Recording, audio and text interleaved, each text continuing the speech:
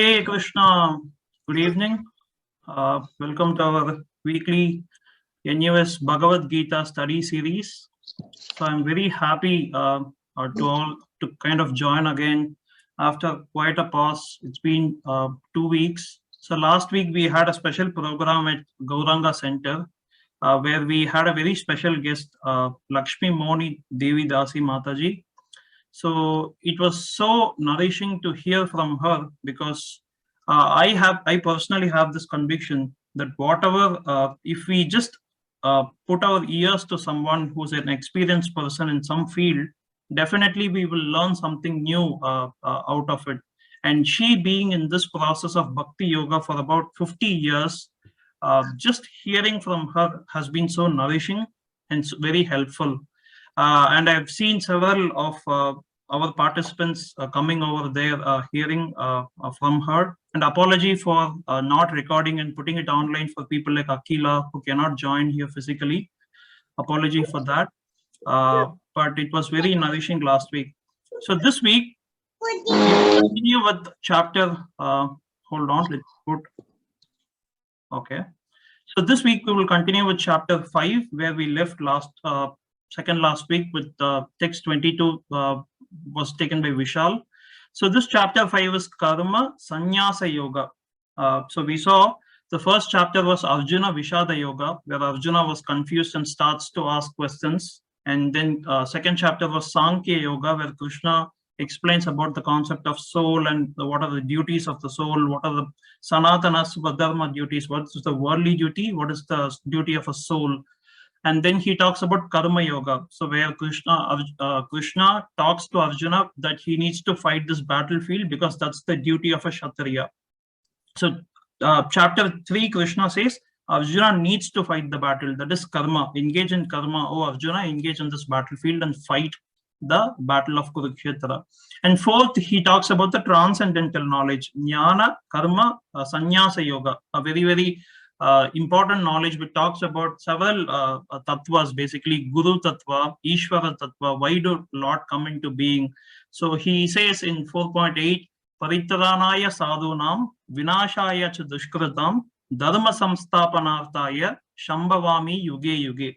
So Krishna tells Arjuna that Lord comes as incarnation into this world for three primary reasons. Paritaranaya sadhunam, protecting the devotees of the Lord, protecting the good people who are always working for the welfare of others. Second, Vinashaya cha dushkritam, like clearing the miscreants of the world, like clearing the demons who has been existent in different yuga cycles, Satya Yuga, Treta Yuga, Dwapara Yuga. But in Kali Yuga, which is the yuga according to the Vedic scriptures that we are all in, both good person and bad person exist within the same person. Both good and bad exist within the mind of a person. So we cannot think always good. So good and bad is a dual nature of this material world. So Krishna talks all about that. So and to re-establish the religious principles, for these reasons, Lord incarnates in this material world. So and in text 5, where Arjuna starts to ask beautiful questions. So because in text chapter 4, he says renunciation of these work is important. So Arjuna got a bit confused and he asks relevant questions to clarify this very fundamental question about Karma Yoga. So before we kind of get into today's verses, always glorifying something and getting to know the significance of something helps us to focus better in terms of hearing the message. So Gita Mahatmya is basically glorification of Bhagavad Gita, and this was taken from Varaha Purana, one of the 18 Mahapuranas in our Vedic scriptures. So Varaha Purana is a very significant Purana. It has 24,000 verses, and this is basically a conversation between Varaha and Bhumi Devi. So we all know about the Varaha incarnation of Lord Vishnu. So Varaha is the boar incarnation which came out into existence, where the Bhumi Devi, so the Mother Earth, was submerged in the Garbhodaka ocean. So Varaha Dev came into existence and lifted the Mother Earth from the ocean and kind of killed the Hiranyaksha demon who was creating troublesome at that point of time. So we saw that verse as well, right? So Paritaranaya Sadhanam, kind of protecting the devotee. So who's the devotee? Mother Earth, taking the function of the earth and protecting the people or living entities. So in order to protect the living entities and Vinashaya cha Dushkratam, kill the miscreants. Who was the miscreant? Hiranyaksha at that point. So this conversation is between Daro Vacha, which is the synonym of Mother Earth. So Mother Earth is kind of asking this question. Akila, can you help read this Mother Earth and Vishnu conversation? Sure. Including the Sanskrit? If you're comfortable, for translation, I'll try, definitely. Sure.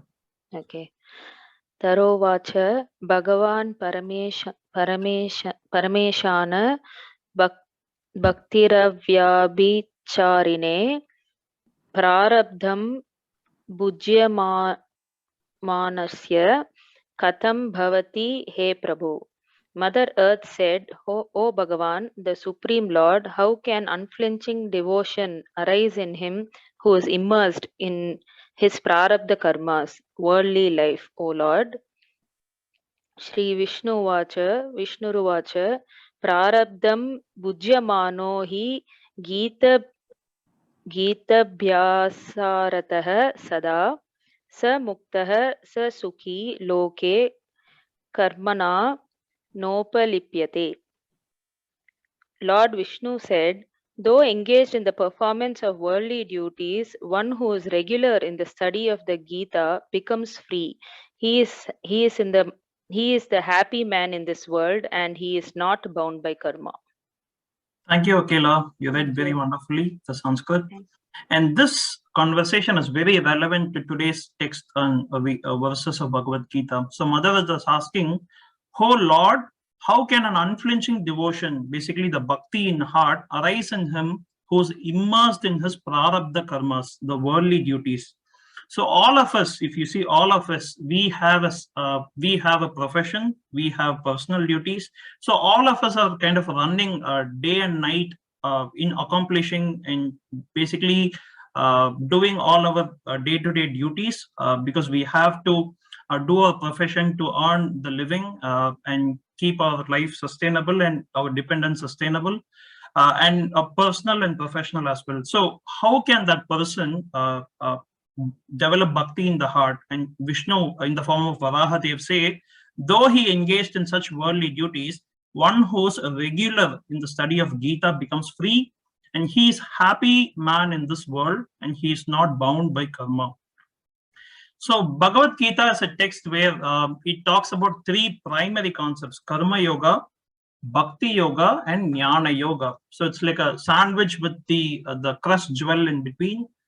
So first 6 is karma yoga, 7 to 12 is bhakti yoga, and 13 to 18 is jnana yoga. So Vishnu says in form of Varaha, he says one who is established in understanding this knowledge of Bhagavad Gita, who can perform his karma well, he also has bhakti in his heart, and with the right knowledge, he could able to engage in the worldly duties without attachment. So we will see those details, but so by regular study of Gita, regular study is the key word. One who gets in contact with Gita daily on a daily basis, the transformation of heart and the consciousness shift will happen naturally. That is the key takeaway for us, the regular study of Gita. So can we have someone try this? If they're comfortable with Sanskrit, okay. If not, just the translation. Aditi, would you like to try?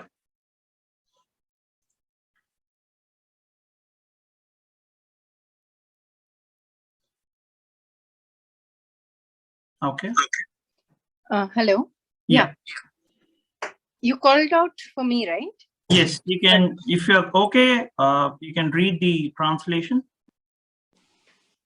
Okay. Both of them? Yes, Lord Vishnu and by drinking. Okay. Lord Vishnu said, help comes quickly where the Gita is recited, and O earth, I ever dwell where it is read, heard, taught, and contemplated upon. By drinking the Ganges waters of the Gita, the divine quintessence of the Mahabharata, emanating from the holy lotus mouth of Lord Vishnu, one will never take rebirth in the material world again. In other words, by devotionally reciting the Gita, the cycle of birth and death is terminated. Thank you. So kind of Vishnu is continuing with the same point on Mother Earth question. How does the unflinching devotion, the unshakable devotion arise in that person who's engaged in the prarabdha karma? He says, help comes quickly where the Gitas are recited like as Akila did before, like recited Aditi. So I ever dwell where it is read, heard, thought, and contemplated upon. So according to this, Lord is between us. He's not one of the participants in the Zoom call, but according to this Purana, Lord is within this conversation because we are reading, hearing, teaching, contemplating on the message. Very, very, very effective. So by drinking the Ganges water of the Gita, because Gita is compared to the most holy river, Ganges, and even Krishna himself says in 10.31, Shrotasam Asmi Janavi. Of all the flowing rivers, I am river Ganges, because Ganges is the purifying water according to the Shastras.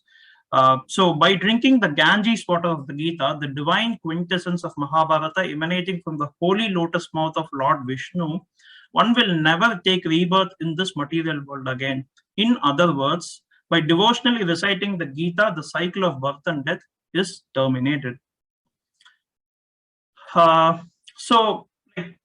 thought to kind of give, because we are progressing from the Karma Yoga section to the Bhakti Yoga section. So before we move into that part, we need to kind of be very familiar with all the fundamentals, because this fundamentals helps us to progress strongly with further verses. So this segment is very interactive. Please feel free to unmute and share your thoughts about all these questions. I have the answers in the next slide, but I would like to hear from you as well. 5 topics of Bhagavad Gita, quick rapid fire session.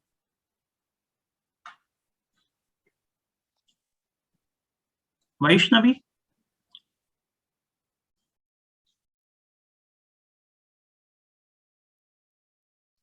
Hare Krishna. Hare Krishna. It would be Ishvara, Jiva, Prakriti, Kala, and Karma. Perfect. Those 5 are correct. Thank you. So why was Arjuna confused and indecisive on the first chapter? So we saw reasons why Arjuna mind was bewildered and he put his arrow and bowed down. He decides not to fight. So these reasons were difficult to remember, but let's see. Feel free to unmute and share your thoughts. Anyone? You can guess as well, nothing wrong.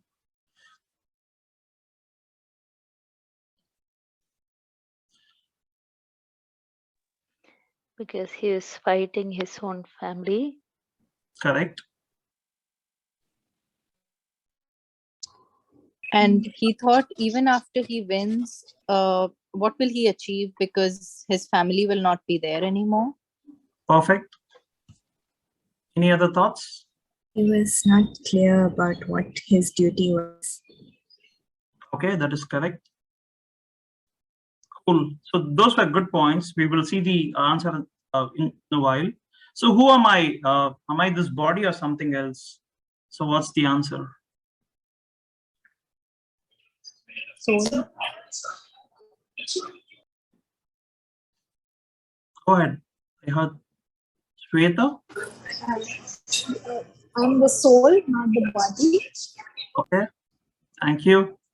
Because that's the fundamental crux message that Krishna starts the Gita with. Thank you. 4 defects of 4 changes of the embodied being. So what are the 4 changes in this body, in this life? Any thoughts?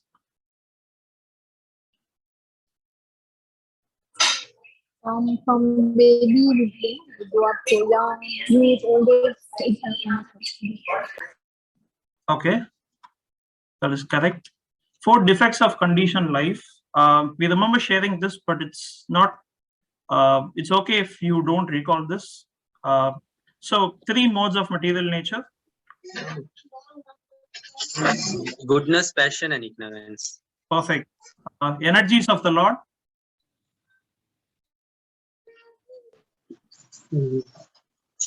External, internal, marginal. Perfect. Thank you, Prabhu. Covering of the soul. So if soul is inside the body, what are the coverings? With the subtle body, the intelligence and power. Okay.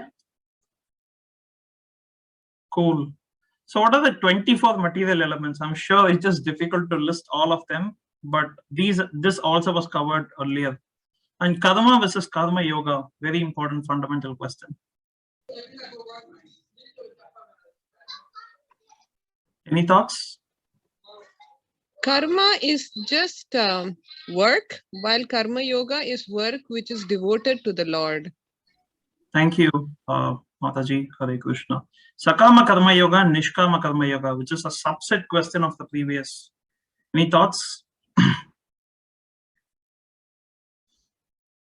Okay, that's fine. This is a little tricky as well. So the answers is, as Vaishnavi said, Ishvara, Jiva, Prakriti, Kala, Karma. And the reasons Arjuna didn't fight because he thinks it was cruel and heartless to prematurely terminate the life of so many soldiers on the battlefield. So even if we win, what happiness do I derive without my kith and kin? So one should, he thinks I will definitely incur a lot of bad karma by this brutal violence.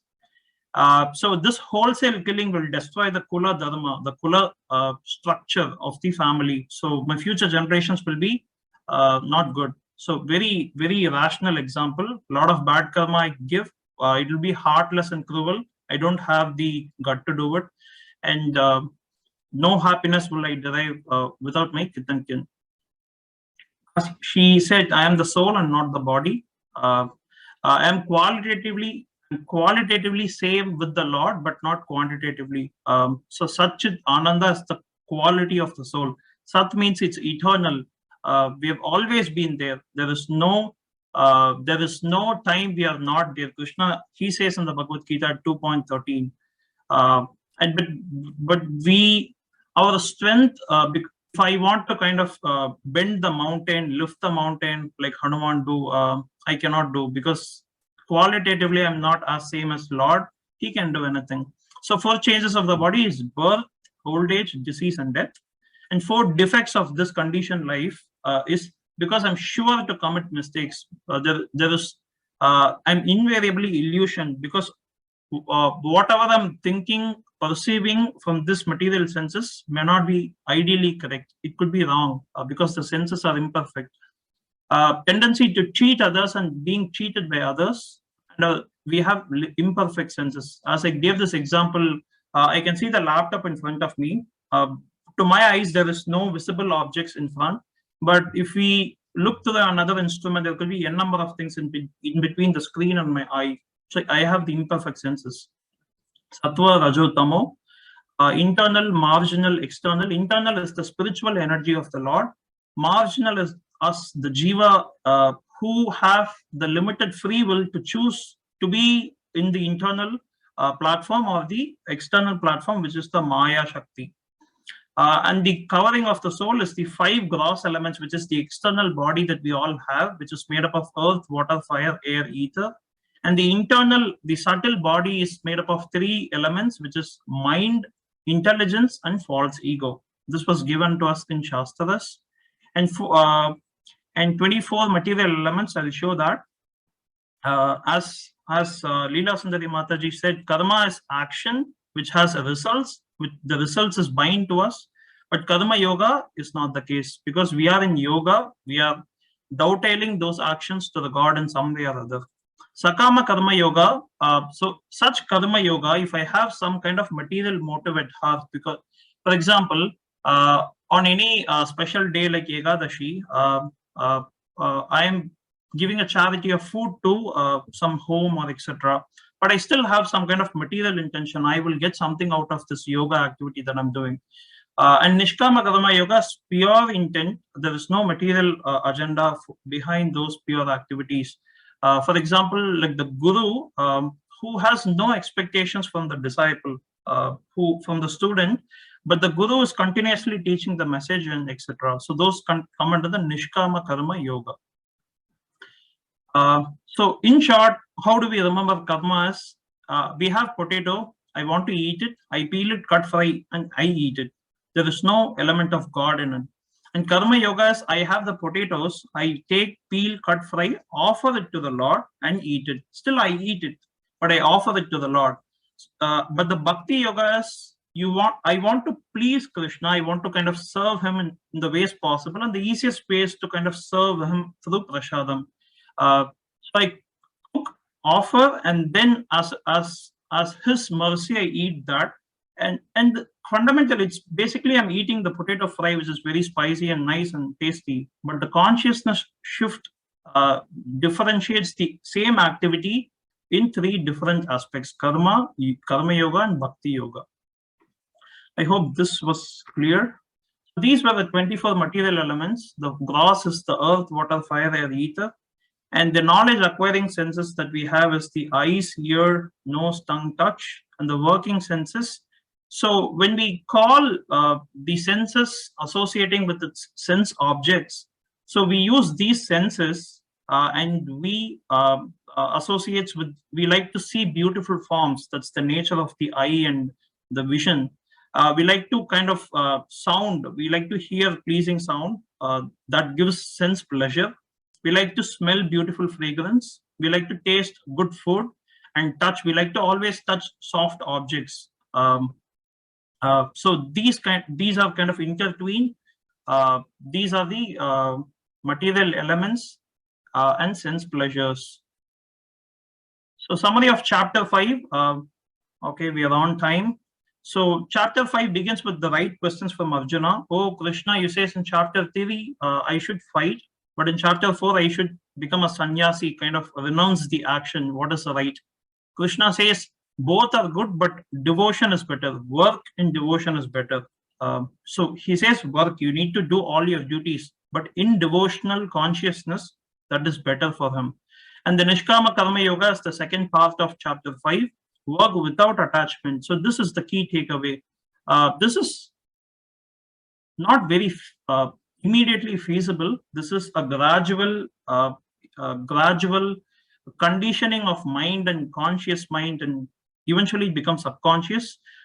So there is this fundamental framework on how psychologists work. So if they want to instill a habit, right, they need to so it's a 4-cube matrix. I didn't put it here, I just recalled it. So any habit we wanted to inculcate, we need to kind of consciously put that practice, and then it becomes like consciously it becomes conscious platform to the subconscious platform. We don't brush consciously. It's a subconscious habitual thing. Likewise, we need to consciously condition this practice so it becomes a subconscious activity. So work without attachment. And how do we do that? By offering the consciousness is, I am doing this perfectly because this is my duty in this material world, and I'm offering the results to the Lord. So the practical way of we offering the results to the Lord is we work, we get the salary, we put some amount for some good activity like serving devotees, giving charity, organizing a food program, etc. This is again going detailed to that Nishkama Karma Yoga. So what is the characteristics he develops? He look every living being equally because he doesn't see the body platform. He see the soul. Everyone is soul, part and parcel of the Lord. In that consciousness, we all, what was the verse 5.18? Anyone recall that verse?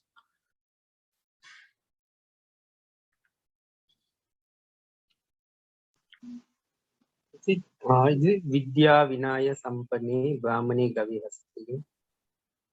Suni Chaiva Pandita Samadarshinaha. Thank you, Babu. Yeah. Panditaha Samadarshinaha. So equal vision. So this is the characteristics of such a person This is kind of a barometer that Krishna given to us. So how do we check that we are advancing in the spiritual line? We develop all these qualities sequentially. So if I'm just starting today the spiritual journey, and I wouldn't expect this to happen tomorrow. This is a gradual nourishment, and these are the qualities that such a person who is constantly following the practice of reading Gita, working in this consciousness, he developed these qualities with time. And today we will see the peace formula that Krishna tells Arjuna, etc. So today's topic that I posted in group as well, the Karma Yogi, which is the Nishkama Karma Yogi, achieving perfection and peace. So we will see them in detail. Shweta, would you like to try this? Read the Sanskrit and translation. Yes. Text 93. Akonati Helva Vihaso Divine Prat Sarira Dimokshana Kama Krodha Bhagwan Vedam Sa Yukta Sa Sukhi Naya. Translation. Before giving up this present body, if one is able to tolerate the urges of the material senses and check the force of desire and anger, he is well situated and is happy in this world. Thank you. So Krishna tells Arjuna, before giving up this present body, so we saw this body is temporary. Anybody, if you, there is nobody in this whole world who lives eternally with this body. This sharir is made up of matter, and this matter with time has to become a matter. So if somebody is dead, they either burn them into ashes and it becomes ash, matter, or they buried in soil. Eventually the body degrades and becomes into earth, water, air, earth, water, air, ether, fire. So before giving up this body, if one is able to tolerate, so the key word is tolerate, the urges of material senses and check the force of desire and anger, he is well situated and happy in this world. So one formula that we saw earlier, that Varahadev instruct to Bhumi Devi, his consort or his wife, that one who is regularly studying Gita can be happy in this world because he's established in the knowledge.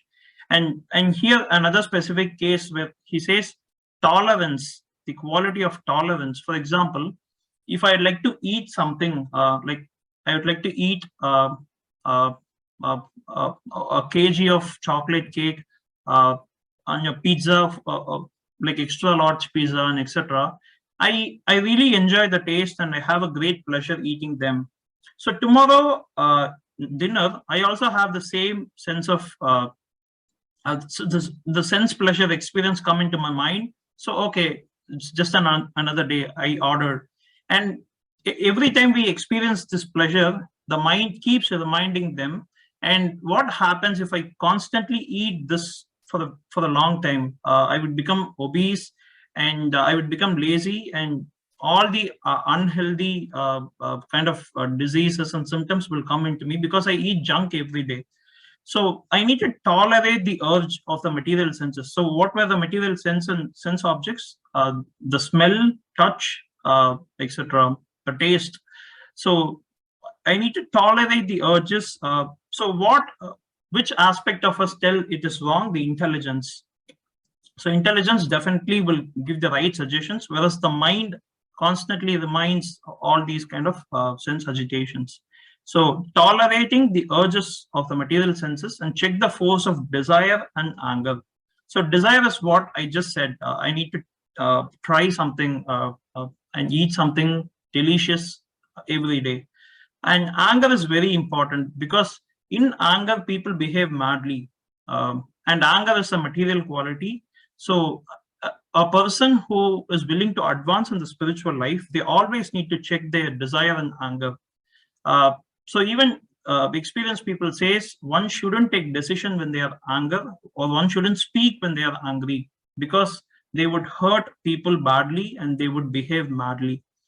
So tolerance, the urges, and he is well situated he's ideally in this world and he's happy in this world. So the key takeaway in this segment is tolerance before we quitting this body, and that happens by nourishment, that happens by constant practice, and he's well situated in this world, Krishna says.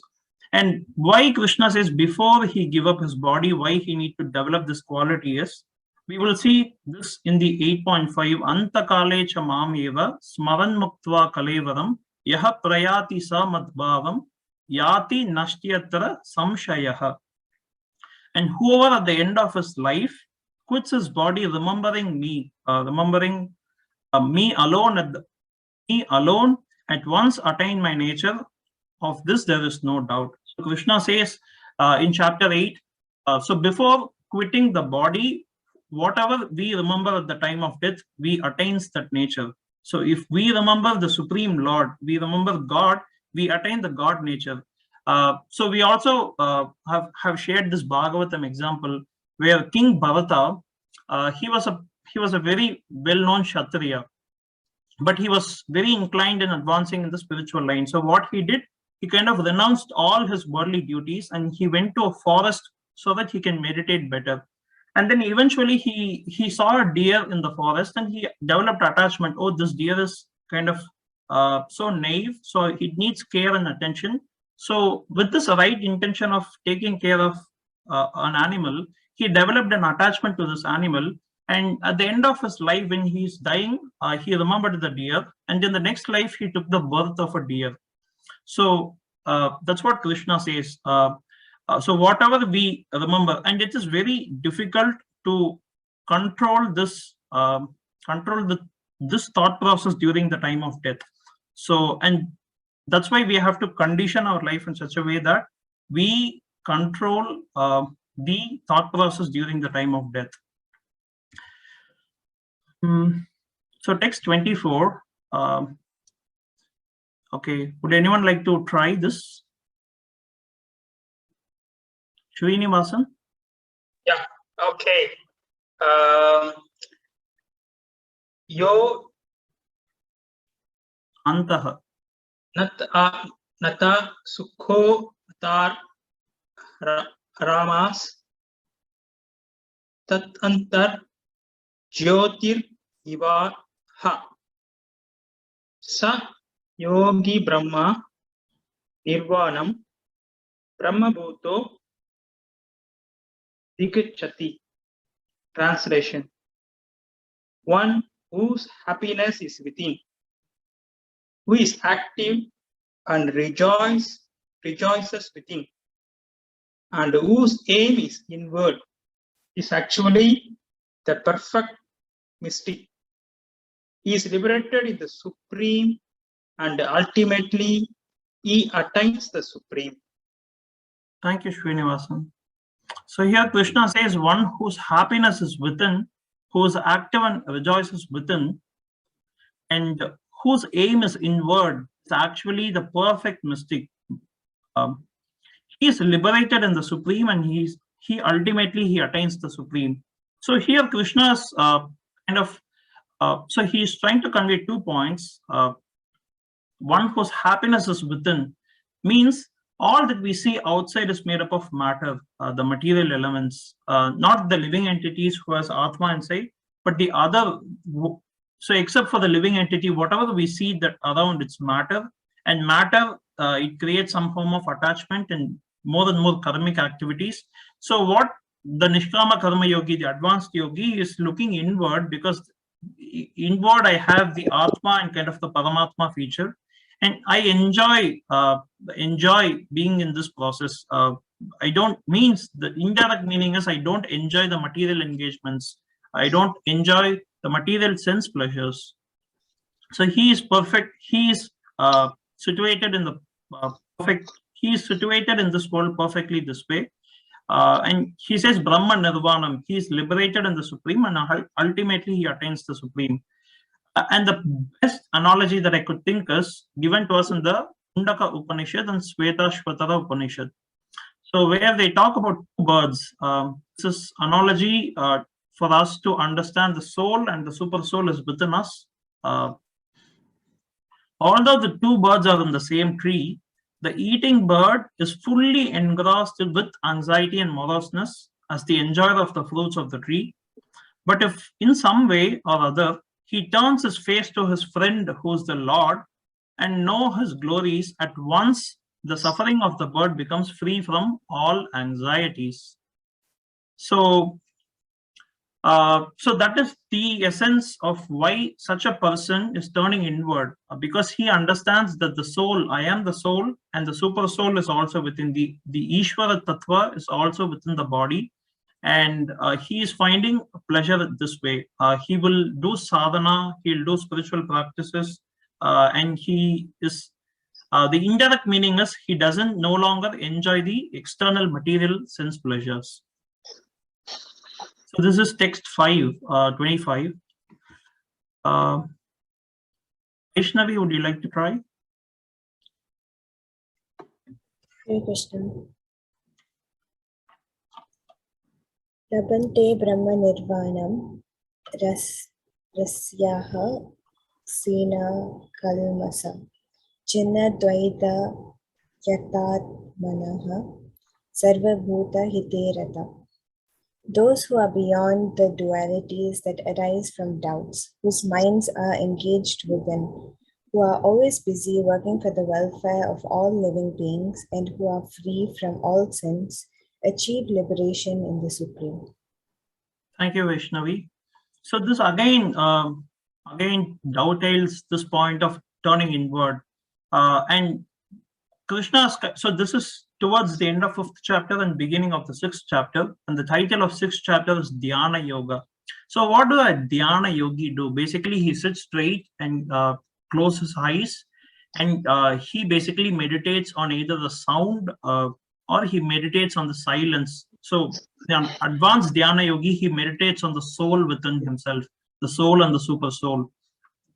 So the indirect implication of this is basically I'm shutting down all the sense objects and the sense engagements that I could engage at the outside. For example, I close my eyes and focus on meditation. So if I don't do this, I would just take my phone, open WhatsApp, and do all kind of XYZ. I would go out, eat all kind of XYZ. So such person who controls their senses in this very verse, those who are beyond the dualities. So dualities is the happiness, distress, the dualities of the material nature that arises from doubts. Those minds are engaged within, who are always busy working for the welfare of others. Because we saw the guru, right, who's established in the Nishkama Karma Yoga. So those people who always care for others and always like to give this knowledge so that they would advance in the spiritual line. If someone in this, if someone in the human body doesn't know about this knowledge, he engages in all kind of karmic life, and towards the end he remember all his karma and he would take another body. So we saw that there is 8.4 million species on this planet. So what is the chance that this entity will take a human body in the next life? So we saw human body is the most advanced species on the planet, which has the highest intellect developed. So if this person engages all karmic activities in this life, there is a chance may or may not he take the human form. So such a person who always working for the welfare of others, to offer this knowledge to others so that they can be benefited, and who are free from all sins. So a person working in this consciousness, the sins is removed, phala is removed, achieve liberation in the Supreme. So such a person is fully qualified for mukti. He will achieve liberation in the Supreme after this life. Such a person. So this is text 26.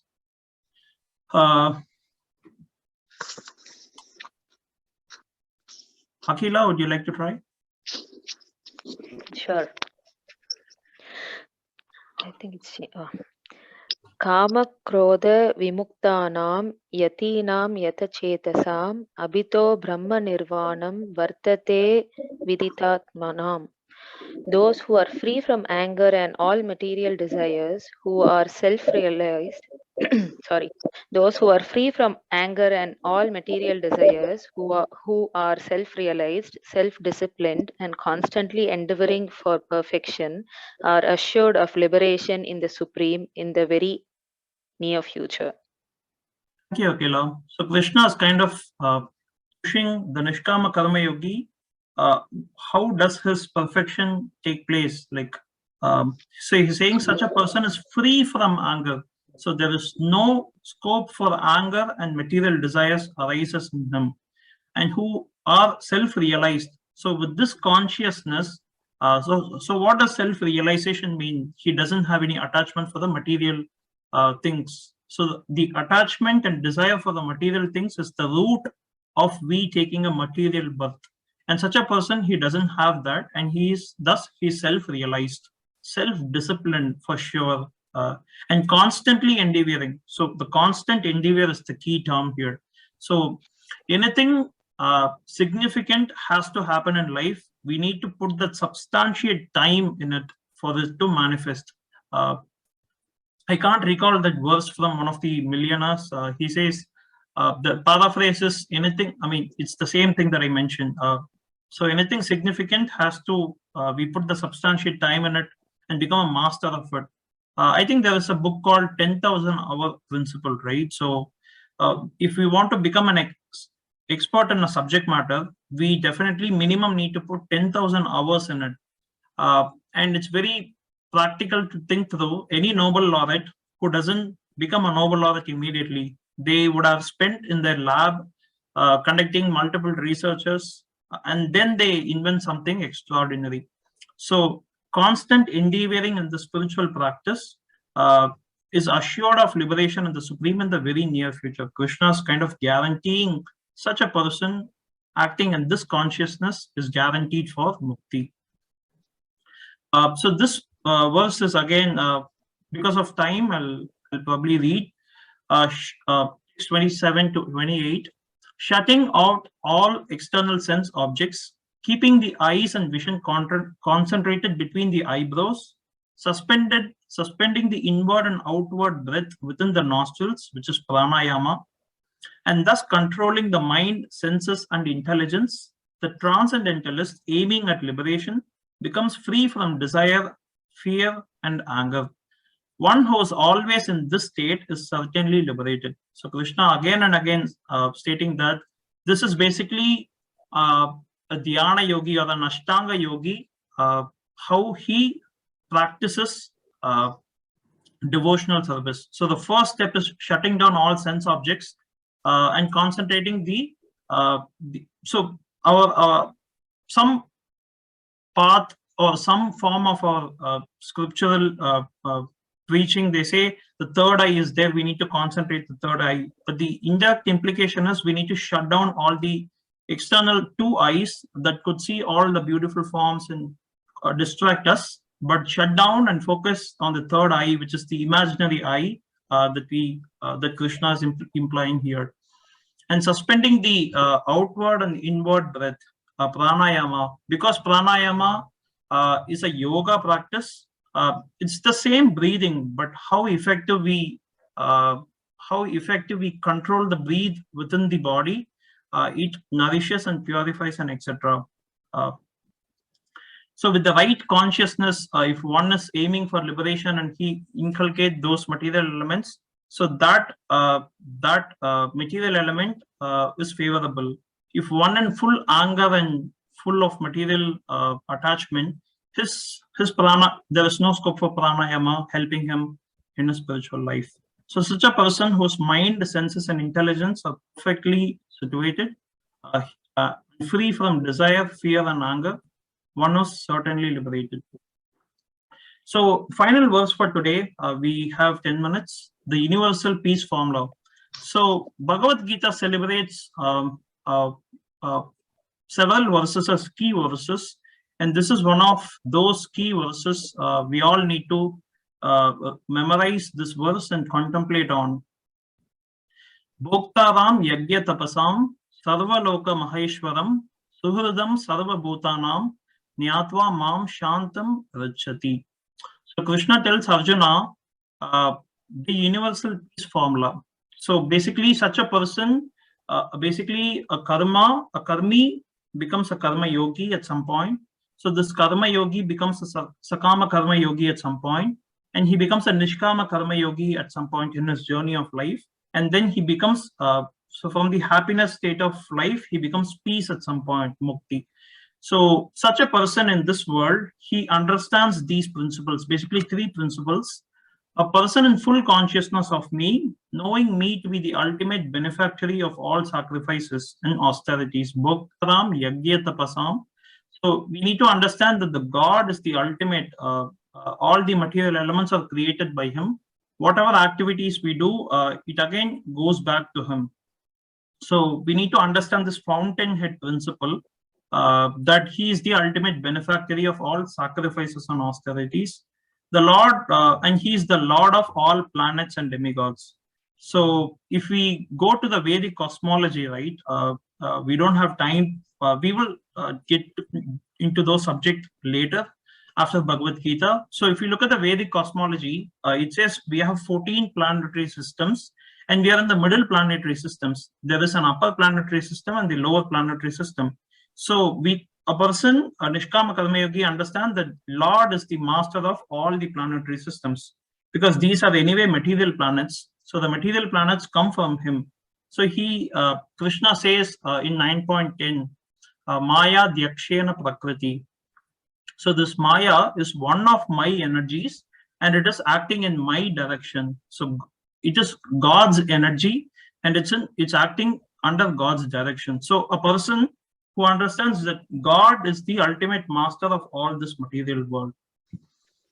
And Suhurdam Sarva Bhutanam. So one needs to understand God is a well-wisher of all of us. So God never thinks anything ill for us. He is the best friend. He is the best well-wisher for us. And with this fundamental faith, we can advance steadily. And the final, what does that person attain? He attained peace from the material miseries. So this is the kind of concluding verse for chapter 5. Any questions? Any thoughts? So before we move that, just a quick recap, right? So we saw several points. The key point is one should move inward, means basically the key implications for us is we need to reduce our material sense engagements, material senses, etc. And we need to turn inward towards the Atma and the Paramatma aspect of life, and meditate on this knowledge that we read. And one who's free from dualities of life, he becomes away from the fear, doubt, which are the material components, and he starts to work for the welfare of others, and he's free from sins. Basically, Krishna compounds the message stating that such a person is fully eligible for mukti. So he becomes free from anger and desire, he becomes self-realized. And basically, this is pranayama and ashtanga yoga practices. And such a person in this world, he attains peace. So that is the key takeaway. He doesn't attain peace after his death. No, that's not the message. A person acting with these consciousness put into practice, he is peaceful or he is happy in this world. And he's fully eligible and qualified for liberation. So that's about it. Any questions, any thoughts?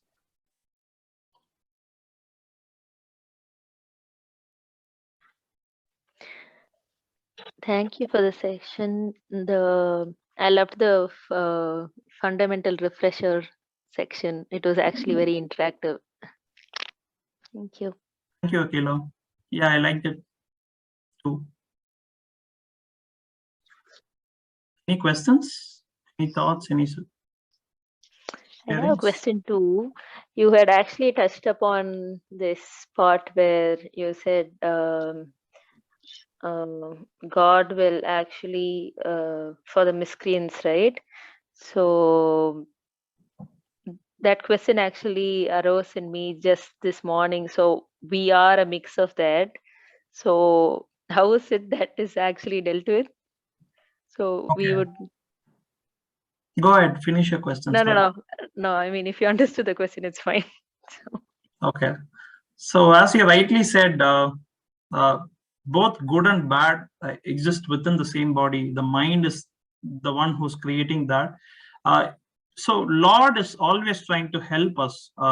He paritranaya sadhunam. So we are all his children. We come from him. So he really loves us. He will never think ill for us.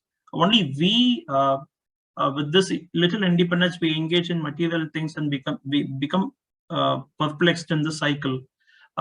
So he will not kill. So the implication is that he will kill the evil side of us within if we progress in the spiritual line. If we have the desire and if we put that into practice, he will kill the elements that stops us from progressing. So he supports us progressing through killing the inhibitants that's in us. That's my understanding. Yeah, so maybe so it's more like the ill intentions is killed and the good intentions are accentuated. Yeah. Yeah. Thank you. Excuse me, could you share this PowerPoint presentation? Sure, Srinivas. Yeah. We don't usually share with all of us, but I will ensure this reaches you because you requested it. Okay, thank you. Any questions for me, Srinivas, before we move on to the No other questions. Thank you. any questions from others like Aditi, Shweta? No, thank you. Very nicely presented. Thank you. Thank you, Shweta. Okay, if there's not much questions, I'll hand the baton to Akila to kind of lead us in the group chanting of holy names. Hare Krishna.